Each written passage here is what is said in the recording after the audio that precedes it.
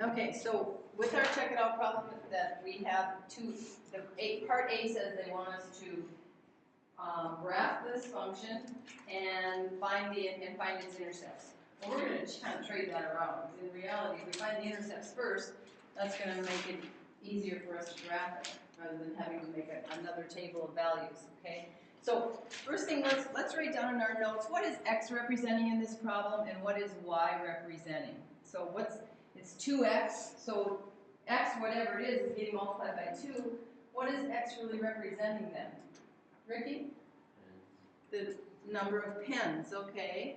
Yeah, number of pens. Number of pens, right? Yeah. So x is number of pens.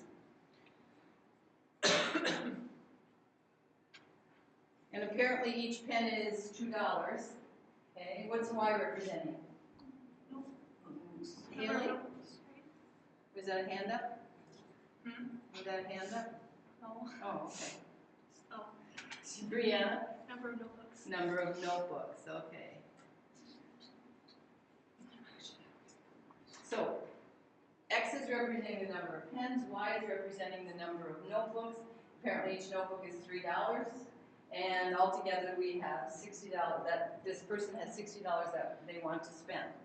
Okay, so let's first go to work finding the x and the y intercept, and then we'll go down to our graph, and together we'll decide how should we label our graph, what scale should we use, and etc.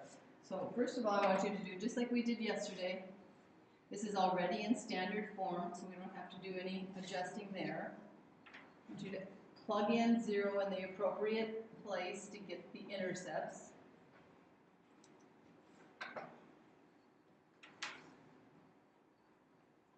So when we're looking for the x-intercept, we put in 0 for y. When we're looking for the y-intercept, we put in 0 for x.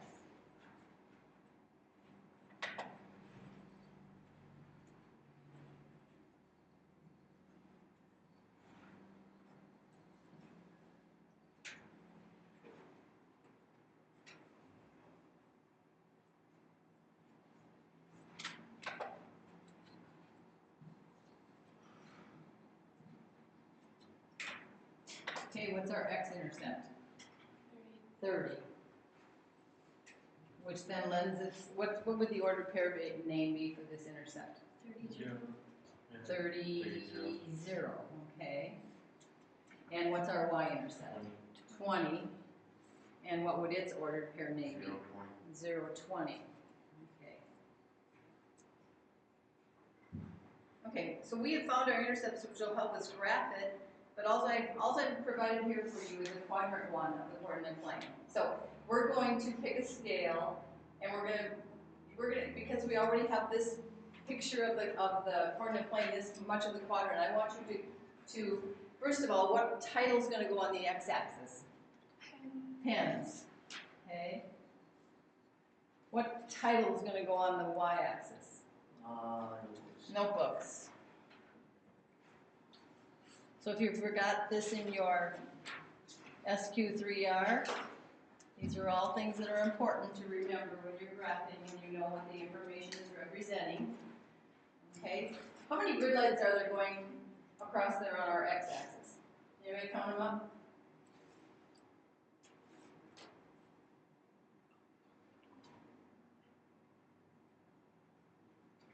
20? Okay. So our x-intercept is 30 though. So can we use a scale of 1 on the x-axis? Will we be able to graph our x-intercept if we go by ones? No, we got to get out to 30. So we're going to have to go by. No, we're not going to go any more than we have to. No, 2's. Because 2 times 20 is 40. We'd be able to take it all the way up to 40. We only need it out to 30. So we're going to go by 2's. Okay. And I don't like to number everyone because it just gets too busy. But it doesn't mean that every grid line doesn't represent 2 pens. I just don't write 4. I put 6. You can, if you want to number every single grid line, you can. But every grid line really represents 2 pens. I just number every other one.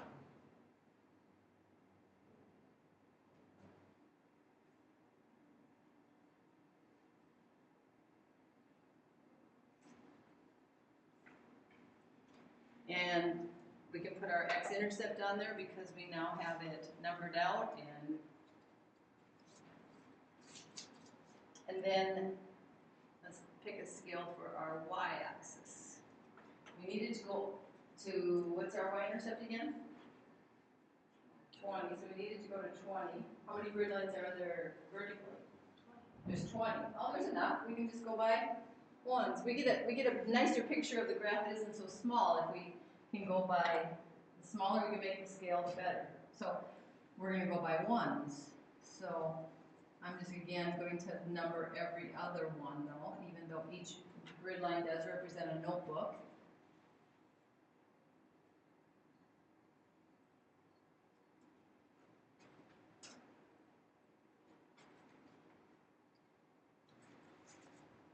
And then once you have it numbered out, you can get your y-intercept on there. And I'll give you rulers to use as a straight edge.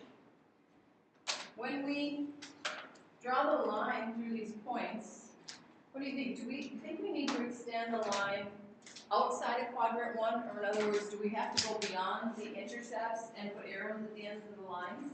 At the end of the line? Why not? Because you can get negative. If we would extend it, so I'm just going to connect it between the intercepts, and I'm not going to extend it beyond, because if I extended it so that it was,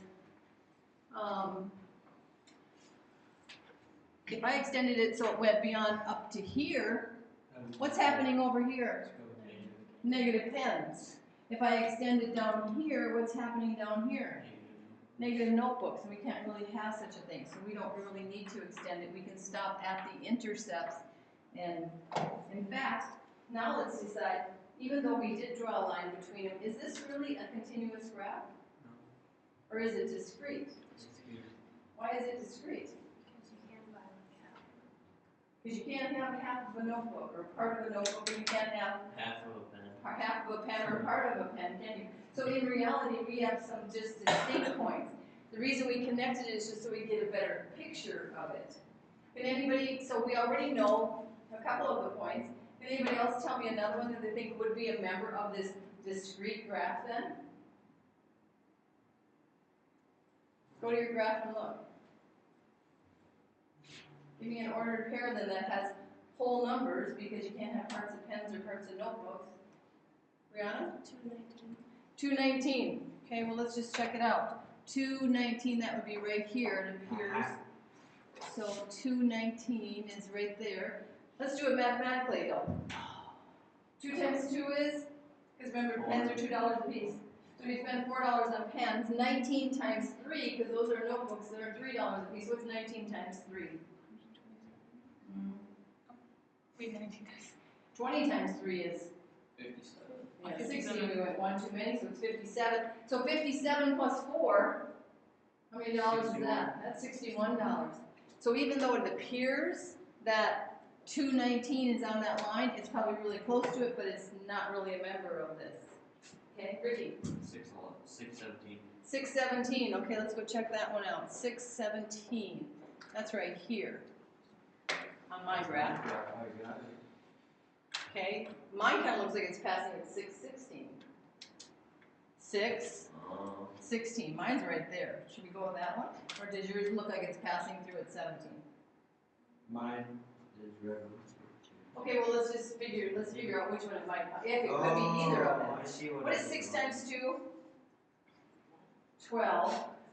We'll do mine first. What's 16 times 3? 48. What's 48 plus 12? 60. Oh, order pair 616 would actually be a member of this graph, not 617. So there are just distinct points, so this really is a discrete graph, isn't it? We can't just pick any point that appears to be on that line and it would actually work. And the other reason is because we can't have parts of notebooks and parts of pens. So if we did 617, we'd be buying some notebooks plus a part of another one, and we can't really do that, okay? So the next thing they want us to do in part B is they want us to tell what the intercepts represent. And I'm going to be really fussy about this. I'll just be right in front with you right away. You don't get to say this. The x-intercept represents 30 pens. That's not what they're asking. You gotta think of it as the ordered pair. When there are 30 pens, what's the Y value? 0. That means there are 0 notebooks. So we would, what do you think we could say? So you don't even have to talk about the numbers. What is the x-intercept really telling us? What is that number 30 really telling us? The number of pens. The number of pens you can buy when you don't buy any notebooks. Okay, so let's write that out in a sentence. The x-intercept represents the number of pens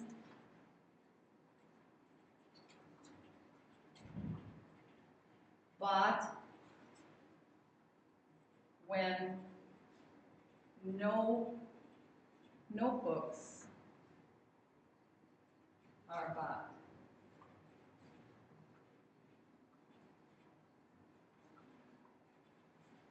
So if you want to buy all pens and no notebooks, you'll get 30 of them, right? That should last you a month in math class. Okay. What's the y-intercept representing then? Remember, the y-intercept is ordered pair 0, 20. So 0 pens and 20 notebooks. So what's the y-intercept telling us? Number of notebooks. Number of notebooks you buy when no pens are bought. Okay, the y-intercept represents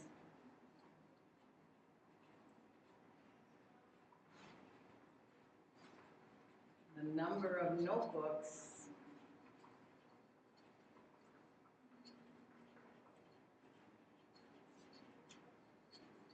bought when no pens are bought or purchased. It's actually probably a better way to say it, but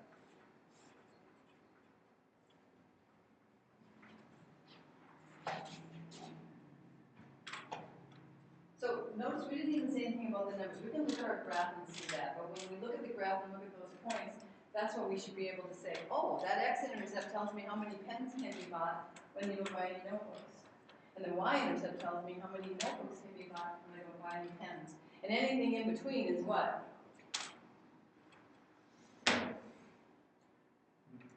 Some of each? Yeah. Some of each, yeah? Okay.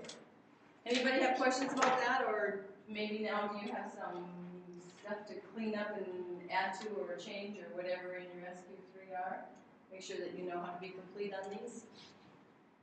Okay, let's go to the back side. This one's not in the book. This is an additional example that I have for you. Where it says Trish can run the 200-meter dash in 25 seconds. The function f of t equals 200 minus 8t gives the distance remaining to run after t seconds.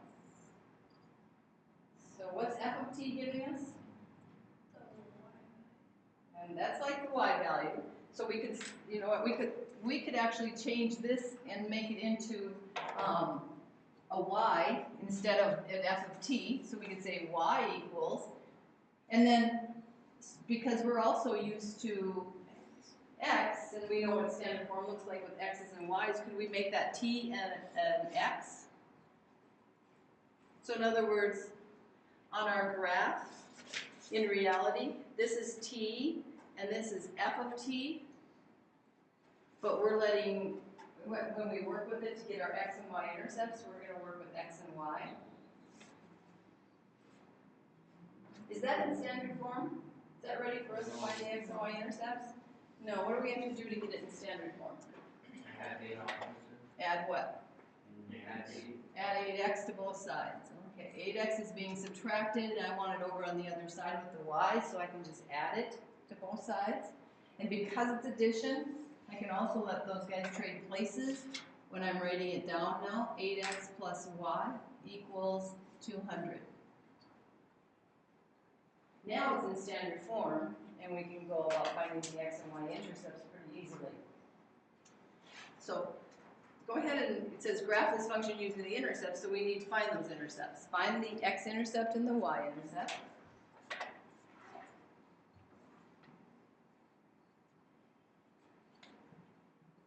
don't get too close to your graph because we gotta do some titling and numbering.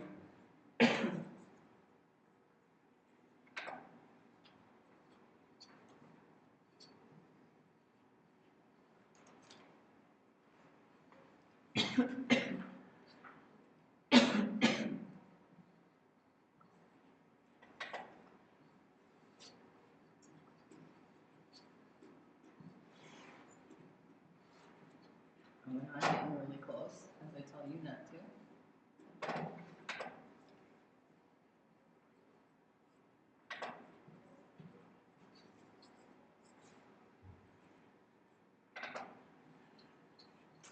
What'd you get for your x-intercept? What? 25. 25, okay. So what order of pair is that? 25, 0. 25, 0.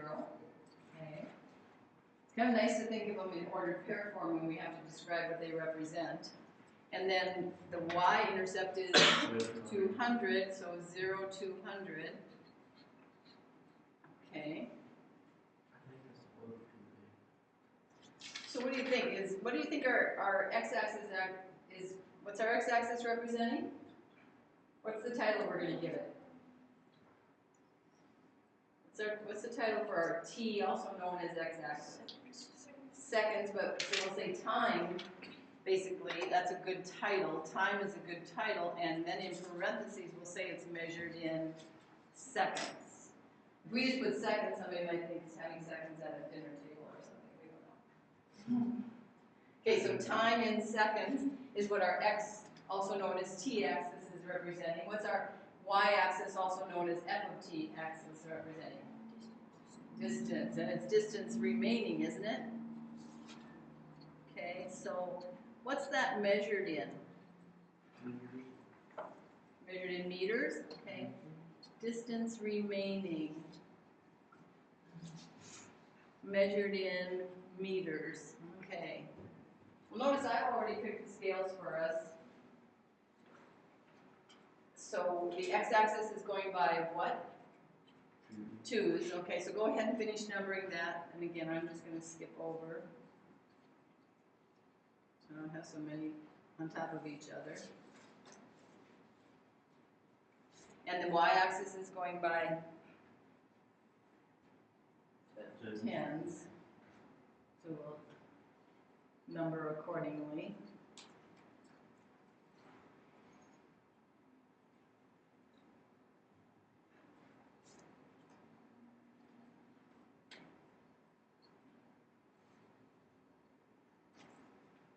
And we'll plot our x and y. Did I ever hand out rulers for straight? Yes, I did, didn't I? Yeah. Okay, good.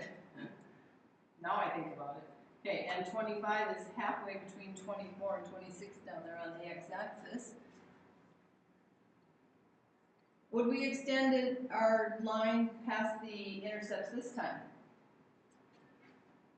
No? Because if we extend it up, what happens? Goes to negative time. If we extend it down, it goes to negative distance. So we don't need to extend it. How are you feeling about this one? Do you think this one's a continuous or a discrete graph? Continuous. Continuous. Why is it continuous? But you can have half the seconds or half of it. You can have parts of seconds, right? And you can have parts of meters. So they're all those points on that line would actually count as part of there's an infinite number of them. So we would say this one is actually a continuous graph. Okay, anybody get questions about the graphing and the intercepts that we've done so far here? Because the next thing we have to do is decide what do those intercepts tell us? What do they represent? So, the x-intercept.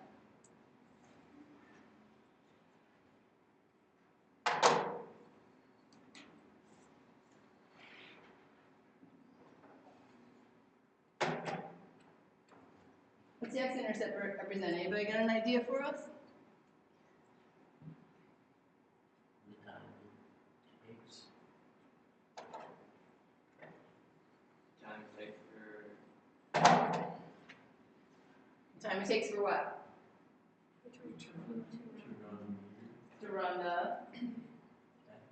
the whole thing, doesn't it? Because it's 25 seconds and there's 0 distance remaining, so we could say the x-intercept represents, why would this thing not cooperate with me? Okay, let's just try it here. Let's change it then. The x-intercept represents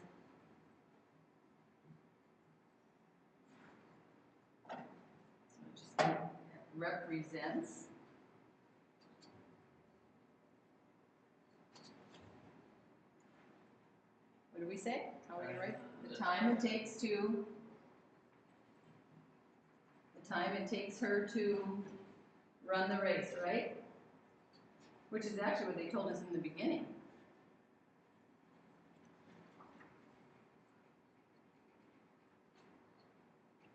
And we got the same thing, so that's good. So they said it took her 25 minutes, or 25 seconds to run the 200-meter dash.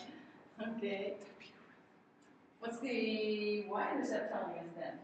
Remember, that's 0 to 100. The distance per time. Yeah, so basically, couldn't we say the y-intercept, you said the distance started at, so couldn't we say the y-intercept is really representing the total distance she has to run, right? So when we talk about it, we have to talk about the fact that there's 2 parts to that intercept, and we have to make sure that we're really making sure both of them are working together. So the y-intercept represents 0 time, so it's representing the total distance she has to run.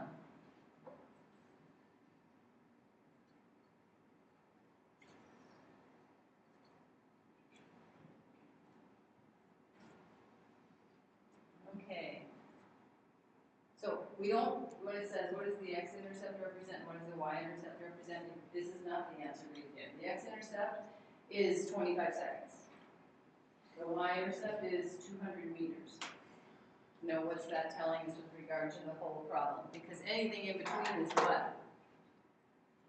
Anything in between is somewhere between 0 and 200 meters, and